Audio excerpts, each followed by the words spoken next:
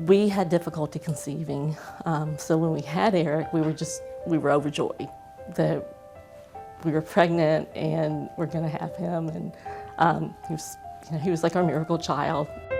Around age 2, Donna Lou and Darren Parsa started to see it. He would flick his hands in front of him like this. He would line up his toys in order and get upset if they were not in order. His precious first words went away. The words that he first had were mama, and he'd say, he said gases for glasses, and he lost them. And it became more just babble. Lou says by the time Eric entered his teens, he only said a few words. Unfortunately, not some of the ones that matter most. I'm happy, I'm hurting, or even I can't breathe. What happened on that last day? It seemed like a typical Sunday. January 19th, 2020, surveillance cameras at the old laser tag of Metairie captured the whole thing. It was one of the 16-year-old's favorite places. But that day, when the Parsa family went to leave, We were so close to getting Eric into that car. he started melting down, biting, hitting, attacking his dad as he tried to get Eric into the car. It happened periodically, the brutal part of his severe autism. Being in a public place, we thought, we better get some help. And so someone from laser tag asked me, do you want me to, do y'all need help? Do you want me to call 911 for help? When help arrived, Eric's meltdown got worse. JPSO Deputy Chad Pitfield took Eric to the ground, face down. Eric was still biting and fighting. Pitfield and later another deputy leaned on Eric's backside to get him to calm down. I was down with him initially when I put him in the prone position, and I was saying, he was calming down like Eric. I was stroking his hands at Eric. You're doing a good job, Eric. You're doing a good job calming down. Deputies held him prone, face down, hands cuffed behind his back, for 9 minutes. Turns out that was too long. He died in the laser tag parking lot. I mean, he didn't have those kind of words to say, I can't breathe. That's such an abstract thing, breathing. His only and final word during the struggle was fire truck. This is not a scenario where any of our deputies are trying to hurt a kid, trying to use force or even justified using deadly force. They're encountering a situation that happens, and of course a death occurs. No matter what side you're on, and especially in the parent side, they lost their loved one, they lost their child. The Jefferson Parish coroner ruled Parsa's death accidental, saying he died of excited delirium from an acute psychotic episode with obesity and prone positioning as contributing factors. Eric did not have excited delirium. He had a meltdown outburst that was typical for him when he got upset or frustrated or overwhelmed.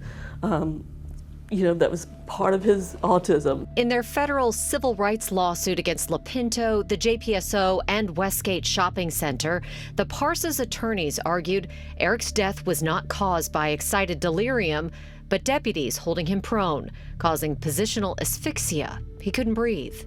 I asked Jefferson Parish Coroner Jerry Satanovich about their finding that excited delirium was the primary cause of death. And in the Parsa case, they're saying it didn't exist. This was typical behavior from him because of his autism. Out of respect for the family, I'm not going to discuss the particulars of that case. One thing we learned is that regardless of how they classified Eric's death, the coroner's office was very clear that if the officers had not acted the way they did, Eric Parsa would most likely still be alive today. Dana Trosclair, chief medical examiner for the Jefferson Parish coroner, was asked in a deposition, without the prone restraint, he wouldn't die that day? She replied, most likely not, yes. Remember, her autopsy report notes prone positioning as a contributing factor. The Department of Justice defines positional asphyxia as a death that happens when a person's body position interferes with their ability to breathe. In 1995, the DOJ issued this bulletin on it, calling it the cause of most in-custody deaths. The magistrate said it best during our settlement conference. Our deputies kept them there because they were being too nice. They let mom talk longer, communicate longer than they should have, right? And that's partial blame that goes both ways. That'll certainly be part of their training, but I don't think it deserves discipline. Lopinto says his crisis intervention training has been robust for certain deputies. Only one of two who held Parsa down that day went through it. Experts say obesity puts a person at a greater risk of positional asphyxia when they're face down with their hands behind their back, that the extra weight adds on extra pressure on their diaphragm and internal organs. Eric Parsa was obese, and his autism put him at even greater risk, something the Parsas think law enforcement officers need to know. Hopefully this will never happen again. And I know law enforcement officers have a million things they have to deal with. They have extremely difficult jobs. But at the same time, Eric shouldn't have died that day. This training key on how police should handle people with autism from the International Association of Chiefs of Police warns, quote, "Be aware that people with autism may have underdeveloped trunk muscles and may not be able to support their airway. After takedown, the individual should be turned on his or her side and be transferred into an upright position as soon as possible to allow normal breathing to occur." When the Parsas settled their federal civil rights lawsuit, this training key became a part of it. The Jefferson Parish Sheriff's Office will have to retrain all its field officers next year with a special training program developed by someone outside the agency. And that training program is protocols on how to handle someone who has autism? That's right. It'll be specifically about how officers should interact and use force when they're confronted with someone who has autism, including severe autism, like Eric had.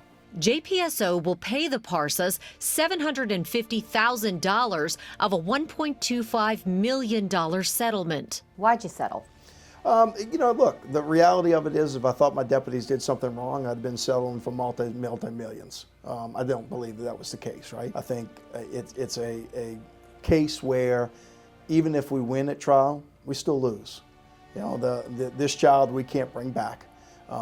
This child is never going to be able to go back to their parents. So Eric didn't die in vain, so this wasn't just for nothing.